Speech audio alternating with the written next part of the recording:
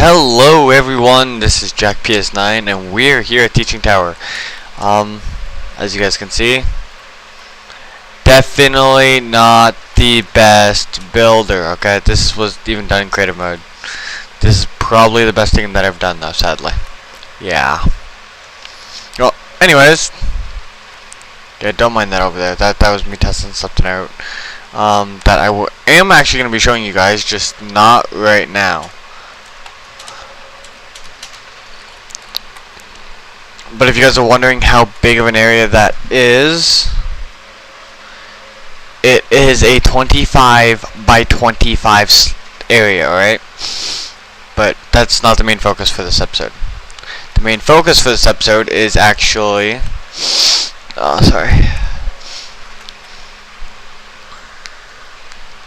would be thermal expansion. Yay! Although I'm pretty sure most of you guys already know what is going to be shown, but whatever. So hopefully, as some of you guys should already know, you can double your ore, alright, through this machine. It is called the pulverizer, alright? Now, the great thing about the pulverizer, here, hold on a second, let's throw that there. Grab a stack. Alright, recipes. See this, guys? That slot has a 10% chance when you get grinding cobblestone of getting gravel. Alright, so for those of you who love your arrows, alright, this is a great way to do it. You can basically just make a cobble gen, toss out the sand, get gravel, then you can, pulverize again, because I believe you can. No use, thank you. Because if I remember right, you can pulverize, yeah, directly into flint. It's not exactly all that bad either. Alright? So, hopefully you guys should understand the configurations. I'm hoping. But for those of you who don't, hold on a second. We have a pesky little visitor. Yeah, I had a cow farm, and now they're like all over the place. It's ridiculous. Alright. So, oh yeah, see? There you guys go. See, getting gold from copper. It's even giving us the periodic table thing for it. So, that's kind of cool. I'll clear it all this later. Alright. But as you guys can see, there is a total of, I believe there's one on the bottom too. Swear there is. Sorry, I just haven't been. Yeah, there's one on the bottom as well. So there's in total of 6 sides with colors on it. Alright. Now, if we switch this, as you guys can see, the top switched. Alright. So each one of these corresponds to one of the sides. Like this one right here is the top color. This one being bottom, left, right, and the back. Alright. So what you can do with thermal expansion, instead of having to use all those pumps and all that crazy, mechanical stuff that some people just don't understand, is you can actually just take a powered furnace, alright? Place it right beside. Make sure that side that has the pulverizer on it, alright, is blue. So if the pulverizer is above, you want to make sure that the top slot's blue. If it's to the right, blue, back, yada yada yada, alright? So as you guys can see, the pulverizer, as it's clicking through, alright, is forcing the copper into the powered furnace. So if you have power for it, alright, you can automatically go from your ore straight to the bars. Now the great thing about that being, it seriously takes up like 4 blocks, alright? Like, it's a 2x2 square, and it does quite a bit. there's no need for redstone engines to pump the stuff out and all that fun lovely stuff. Yeah. Yay! Now, some of you guys are probably questioning. Here, hold on a second. Let's remove all that. Well, why isn't the gold going in? Alright, well, there's a good and perfect explanation for this. Okay, see this color? Yeah, that's red.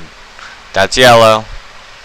So, the configurations actually correspond to the things, like the outputs of the interface. So, if you want an output for both of these, you switch to orange, and as you guys can see, it's now disappeared. It is now in here and cooking. So yes, that is one simple way for automation.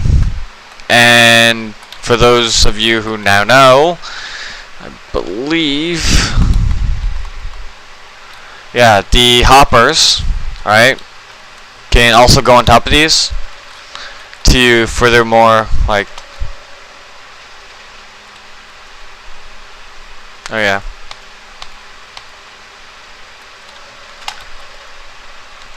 See, you can put a hopper on with the top slot being blue, and it'll just feed it down. So you can have some decent little setups with this. Like I said, this is Teaching Tower. I am going to teach you guys the mods. That is the entire point of the series. So, I'm thinking for base 1, that's pretty decent. Now, there's one more machine I do want to talk about in here.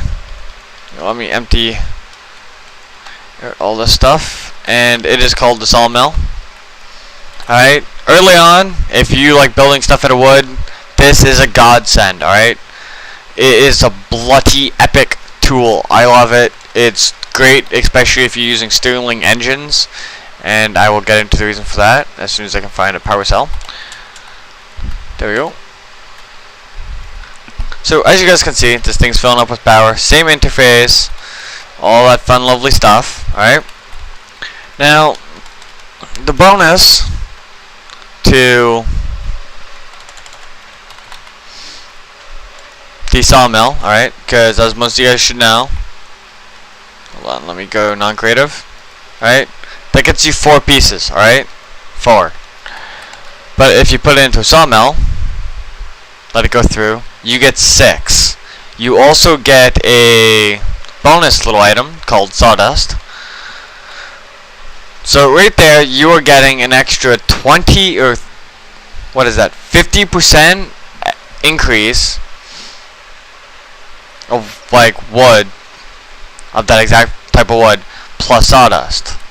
Now, as to what sawdust does, right? You can make compressed sawdust, which is just made like a furnace, but with sawdust. Now, what you can do with set sawdust is great. I'll admit that it's awesome. I love it. So these things aren't. The machines aren't cooperating with me. I probably should have just grabbed the second powered furnace. It probably would have been a heck of a lot easier. But what you can do with the compressed sawdust, after you go through both those steps, so actually, hold on a second, I wonder, we want this to be yellow, and we are going to put an auto crafting table. So guys, this is actually something I haven't tested out yet, so if this works, you guys, you know, got to see this quite early on, which is awesome. Tiny, oh okay.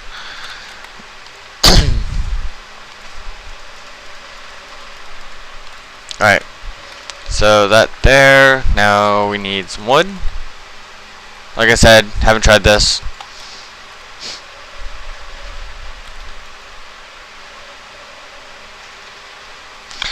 Okay, so it doesn't place it evenly.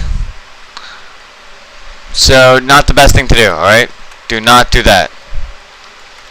What you probably can do, though, is fabricator would probably work for it, though.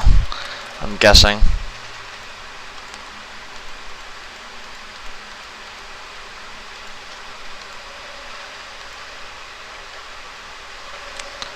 Cause it's putting it in this slot and then automatically making it. So if you guys make a fabricator, it works out perfectly.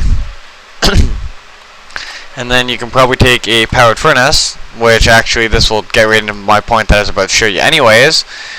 Put it here. Put that there.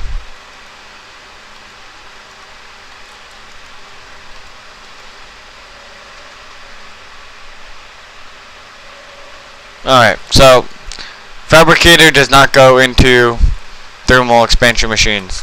Good to know. And all you guys now know. So what compressed sawdust actually makes, guys, as you guys saw, is charcoal. Alright? So for every 8 pieces of wood that you cut up into planks, right, you are getting an extra, 16 planks, plus you're also getting 1 piece of charcoal that you just have to smelt or put into a furnace. So really it is decent. I'll go over the fabricator totally later. So that is the 3 main machines basically for thermal expansion as far as I am concerned. Because, well, the aqueous accumulator and that I will get into later. Just right now we don't actually need them. When I get the machines that require what they do, I will tell you all about them. But anyways, guys, that was Teaching Tower episode 2 of Feed the Beast Ultimate 1.4.5 or 0.7 I should say. And the Feed the Beast Ultimate is version 1.1.2. So hopefully you guys like this episode. I will be showing you guys a lot more. At least you guys know how to do slight automation. I will be showing you guys how to do some applied energetics automation later. That is actually quite fun, especially when you get into using thermal expansion.